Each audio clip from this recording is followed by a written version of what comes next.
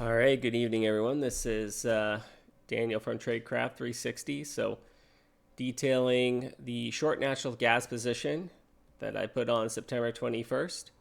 And just to reiterate, I purchased 3,000 shares at 64.85, paired this with the $65 put that you can see here. And since initiating the trade, I've been selling covered calls against the position fairly consistently, um, and was able to reduce I should say, the cost of the put substantially. So today, this call right here, as you can see, the product, the underlying KOLD expired or settled, I should say, above $67 and change, and I am going to get called away. So that means that I'm going to deliver the shares to the call buyer at $67. The shares will then disappear from my account, and I will have booked a profit on those shares of exactly, let's see here, $2.15. And that would further reduce the cost of my put purchase to $1.64. I have still the next week, the week after, until November 1st for this trade. So I've done a fairly substantial job of covering the cost of the put.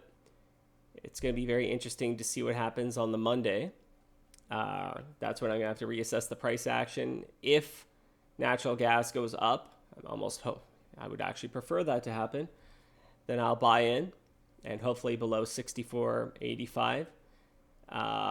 If nothing happens or we start to trend up, as in natural gas continues its downward spiral, then I'll have to sell puts, right? So covered puts, ideally, and go from there. So we'll see we'll see what happens. But in either event, it's very likely that I'll make money on this trade either way. The only thing I really need to be paying attention to is the $75 call.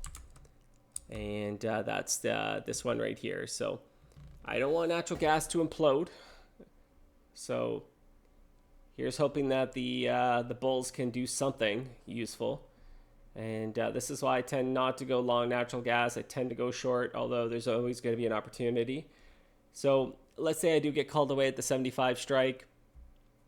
It's not the worst place to go long natural gas. I'm not a huge fan of the product on the long side just because of the inherent roll decay or contango in the curve that is a headwind. But we'll see. We'll see. I mean, there could be a swing opportunity. So there's too much to speculate about. I'll just wait for the price action to dictate what I'm going to do. But overall, I'm not in a bad situation on this trade whatsoever. And if things sort of play itself out accordingly, likely I'll come out ahead maybe upwards of maybe 15 to 20,000. I don't think that that's impossible at this point. So considering at one point the underlying was down about 30,000, I'd say that's a pretty good result. So it's just usually how things go when I trade, because I've been doing this for a very long period of time and I've have my methodology down.